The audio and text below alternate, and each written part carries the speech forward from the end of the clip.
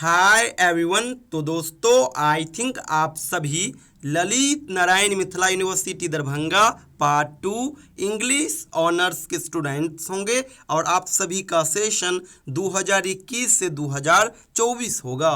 Finally आप सभी का एग्ज़ाम काफ़ी क्लोज आ गया है, इसीलिए बेहतर तरीके से तैयारी जरूर करते रहिएगा।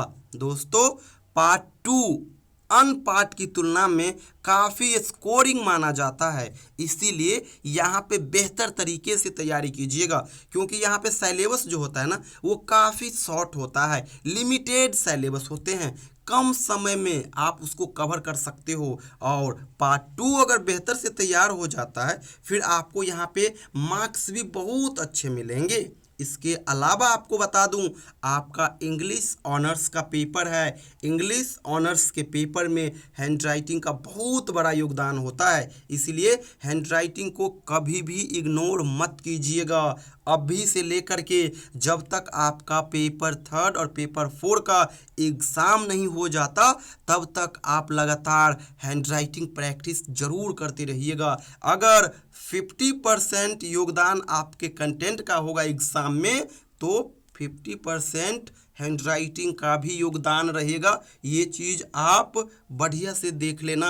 हैंडराइटिंग थोड़ा भी मिसमैच करोगे फिर नंबर कटना शुरू हो जाएगा, इसीलिए हैंडराइटिंग को एक प्लस पॉइंट मानना और इसके ऊपर बढ़िया से मेहनत कीजिएगा, काफ़ी रंग लाएगा, आप देखना। दोस्तों आज की इस वीडियो में हम लोग टाइम मैनेजमेंट के ऊपर बात करेंगे। हर एग्ज़ाम के लिए टाइम मैनेजमेंट का बहुत बड़ा योगदान होता है। समय के अनुसार अगर आप चलोगे तो आप मूल्यवान बनोगे, थोड़ा भी समय से भटकोगे फिर आप उसका नतीजा खुद जानते हो।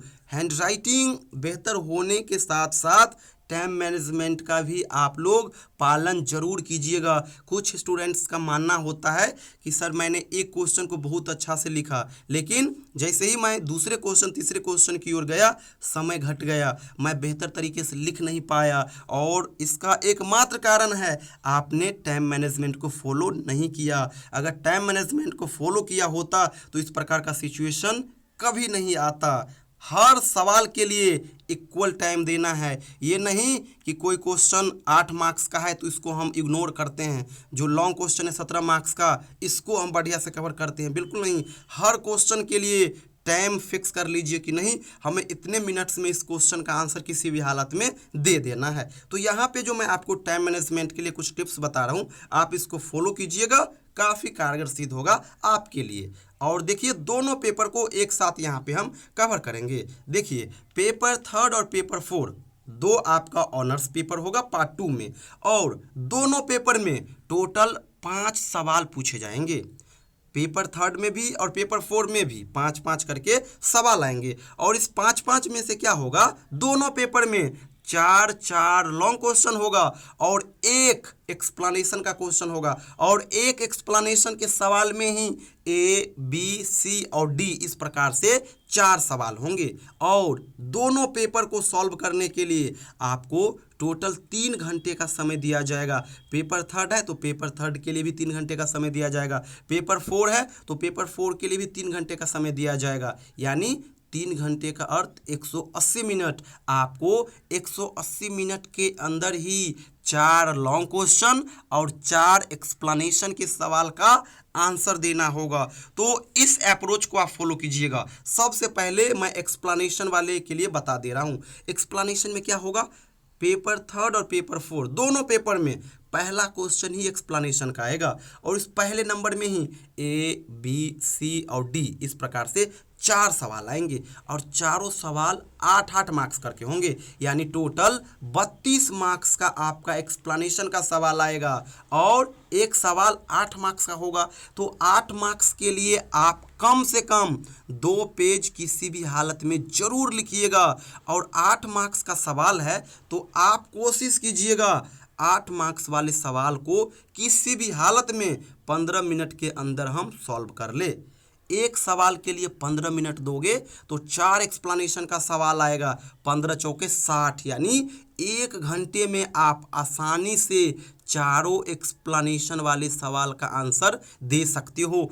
एक सवाल के लिए 15 मिनट कोई कम नहीं है। 2 पेज आपको 15 मिनट में लिखना है, बहुत अधिक समय है। इसीलिए आप 15 मिनट से ज़्यादा एक क्वेश्चन के पीछे मत देना। हो सके तो 2-3 मिनट इसमें से डिडक्ट करके बचा जरूर लेना, लेकिन 15 मिनट से 16 मिनट नहीं होनी चाहिए। जैसे ही यहाँ से गड़बड़ करना शुरू करोगे, फिर आगे क्वेश्चन में भी इसी प्रकार से गड़बड़ होता चला जाएगा और लास्ट में ये होगा कि कोई प्रश्न छूट जाएगा या फिर किसी प्रश्न में आप सही से पेज नहीं भर पाओगे। इसीलिए यही कीजिएगा।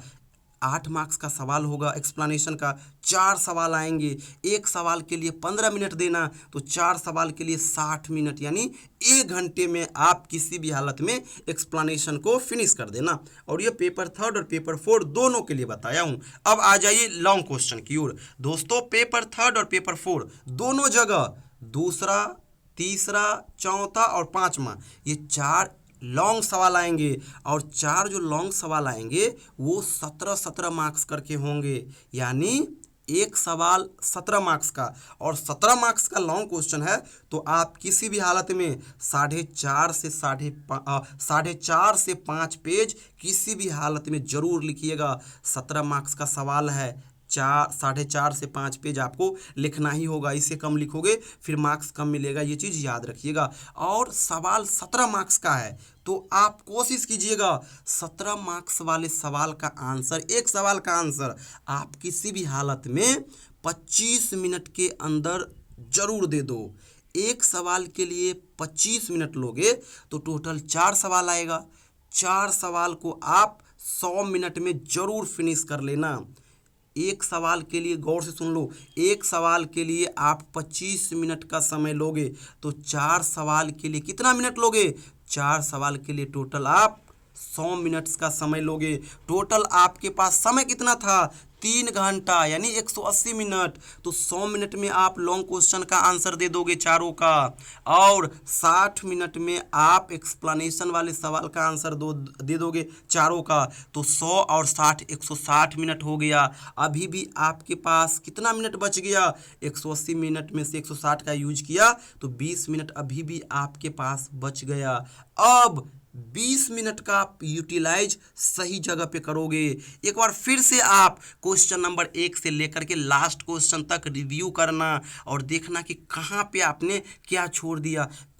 स्पीड में लिखते वक्त बहुत कुछ छूट जाती है, इसीलिए जब आप रिव्यू करोगे तो आपको पता चलेगा कि अरे यहाँ तो मैंने कॉमा छोड़ दिया, यहाँ पे इन्वर्टेड कॉमा छोड़ दिया, यहाँ पे अंडरलाइन करना छोड़ दिया, यहाँ पे ये छोड़ दिया, यहाँ पे वो छोड़ दिया। तो जो जो चीज़ छोड़े रहेंगे वो 20 मिनट में आप क्या कर लोगे? कवर कर लोगे। इस प्रकार से हर सवाल के आंसर आप लिमिटेड समय में दे दोगे, और इस प्रकार से दोगे तो अच्छा खासा मार्क्स भी आएगा और सवाल छूटने की संभावना भी बिल्कुल नहीं रहेगी। इसीलिए दोस्तों, टाइम मैनेजमेंट के अकॉर्डिंग ही आप एग्ज़ाम हॉल में आंसर देना। बार बार मैं पेज का जिक्र कर रहा हूं, तो पेज को आप इस प्रकार से लेना। एक पेज होता है, उसमें इस लेफ्ट होता है, राइट होता है, यानी फ्रंट होता है और बैक होता है। तो दोनों मिला करके आप 2 कंसीडर करना, ये मेरे कहने का अर्थ। बाद बाकी एक्स्ट्रा चीज़ कुछ करना नहीं है। जो क्वेश्चन मैं आपको गेस करके दिया हूँ उसको बढ़िया से कर लीजिएगा, वो क्वेश्चन आपके लिए सफिशिएंट होगा। और अगर आपको PDF कंटेंट चाहिए हमारा तो आप ले सकते हो। ये देख रहे हो पेपर 3 और 4 का सिलेबस का PDF है। ये पेपर 3 का क्वेश्चन बैंक है, 2016 से 22 तक का क्वेश्चन इसमें अवेलेबल है। ये पेपर 4 का क्वेश्चन बैंक है, ये पेपर 3 और ये पेपर 4 का क्लास नोट्स कंटेंट है। और यही जो देख रहे हो आप 62 और 65 पेज का, यही रामबाण की तरह काम करेगा। A to Z सवाल इन्हीं 2 पेज से आएगा दोनों पेपर में। इसके अलावा मैं आपको ढेरों वीडियोस दूंगा, और एक व्हाट्सएप ग्रुप है, बॉयज़ का अलग गर्ल्स का अलग, वहाँ पे मैं आपको ऐड करके और एग्ज़ाम तक सजेशन फीडबैक ये सारे कुछ देता रहूँगा। आपको अपने गाइडेंस के अंदर प्रिपरेशन करवाऊँगा एग्ज़ाम तक। बाद में के कोई इश्यू आए तो ये मेरा व्हाट्सएप नंबर है, इस पर आप मुझे व्हाट्सएप मैसेज या फिर इवनिंग में कॉल कीजिएगा। थैंक यू सो मच दोस्तों।